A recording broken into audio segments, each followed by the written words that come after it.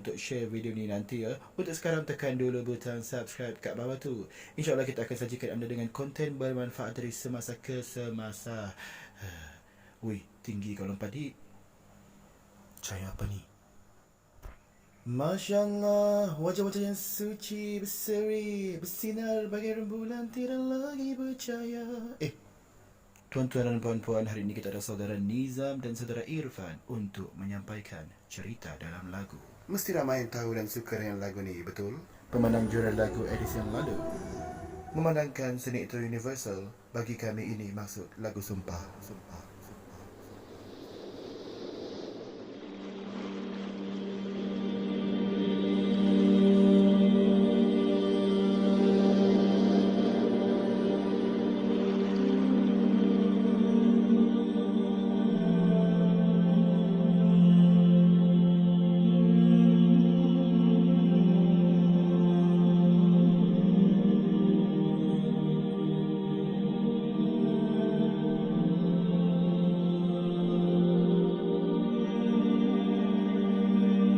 Sekiranya aku ingin mengambil seorang kekasih, aku akan mengambil Abu Bakar sebagai kekasihku. Akan tetapi, beliau merupakan saudaraku di dalam Islam.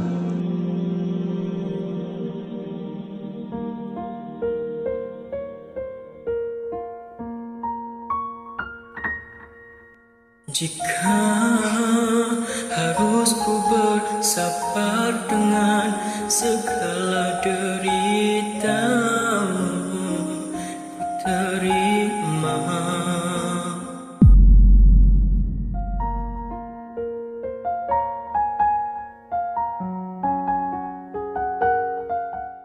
Time dakwah Islam masih baru di Mekah, Saidina Abu Bakar berkempen di Masjidil Haram untuk mengajak orang kepada Islam.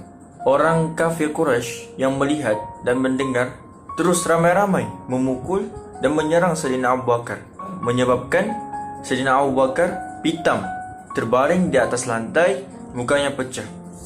Orang yang melihat pada masa itu tidak tahu sama ada Saidina Abu Bakar ni masih hidupkah ataupun sudah mati. Selepas beberapa jam, barulah Saidina Abu Bakar sedar. Dan perkataan pertama yang dia tuturkan kepada ibunya, apa Rasulullah lakukan?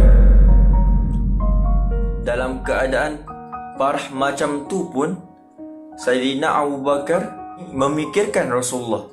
Dia tidak mau diubat, tidak mau makan selagi dia tidak tahu dan tidak nampak bagaimana keadaan Rasulullah. Bila sudah malam, ibunya memapah Saidina Abu Bakar yang pada waktu itu masih lemah ke rumah Al-Arkam bin Abi Arkam kerana Rasulullah ada di situ.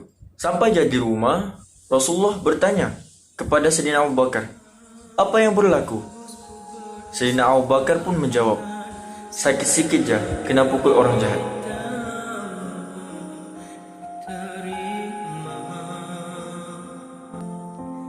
Jika pahitnya terasa, maka di penjara tanpa bicara ku rela.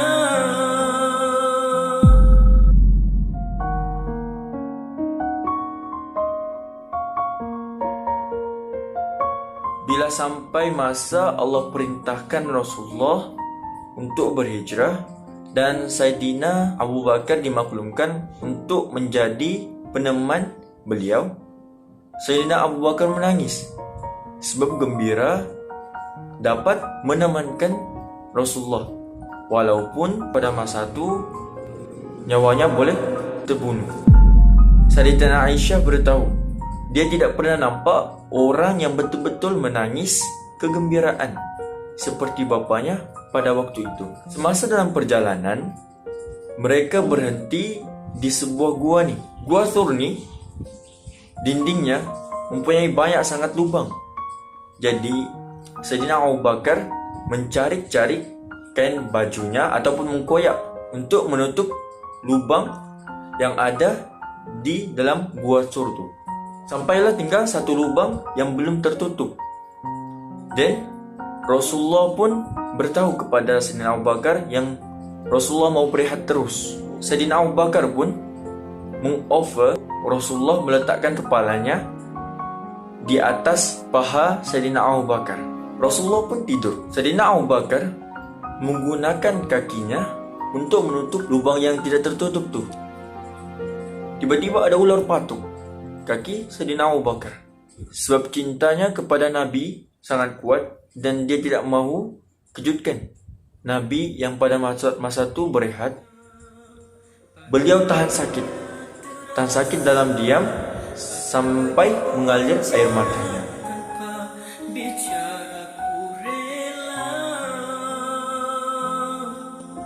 Cinta akan ku mengasihimu sehingga nantiku tiada lagi berlaku.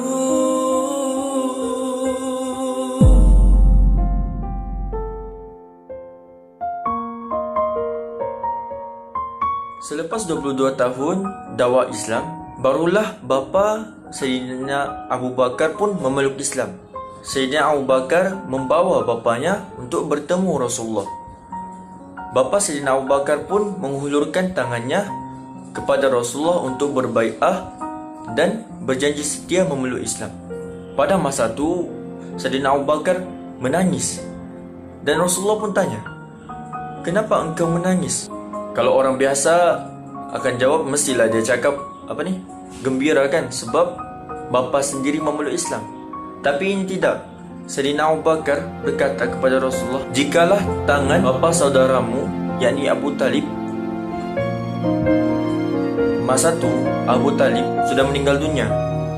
Nabi ini nak sangat Abu Talib memeluk agama Islam sebelum dia meninggal dunia. Apa kata Sayyidina Abu Bakar? "Jika tangan Abu Talib berada di tempat bapakku sekarang dan dia menganut agama Islam, lalu membuatkan hatimu menjadi gembira, lebihlah aku suka, wahai Rasulullah, daripada bapakku memeluk Islam."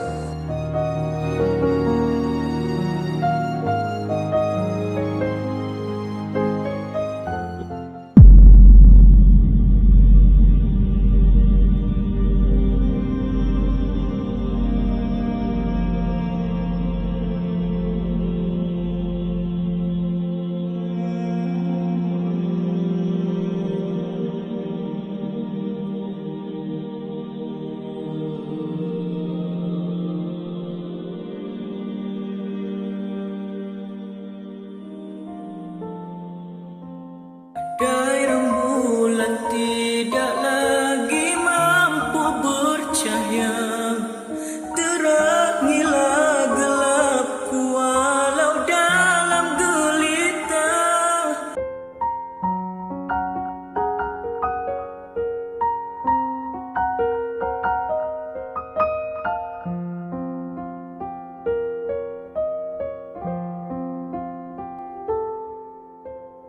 Andainya bumi tidak mampu berputar lagi, sumpah setiaku kan tetap ada di sini.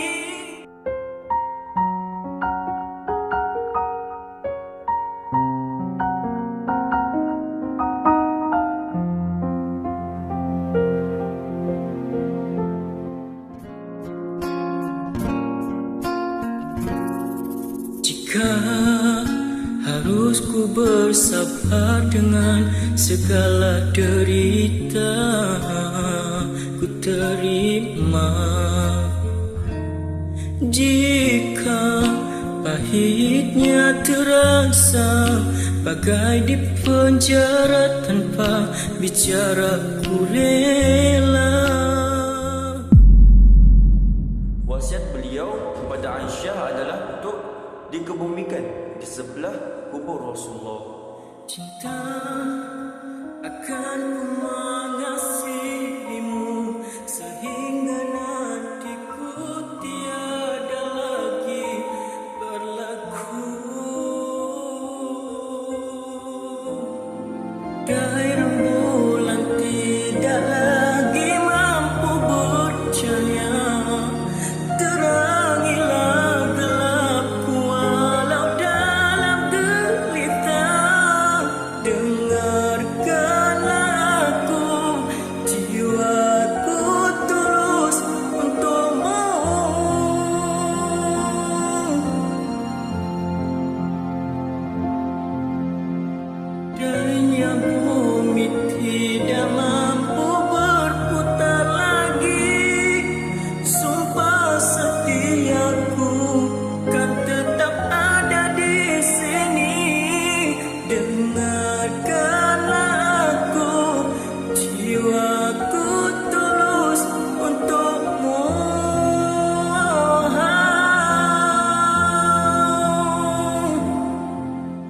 Rasulullah SAW bersabda, "Tidak seorang pun yang telah berbuat baik kepadaku dan aku belum membalas kebaikannya, kecuali Abu Bakar. Allah sendirilah yang akan membalas kebaikannya pada hari kiamat."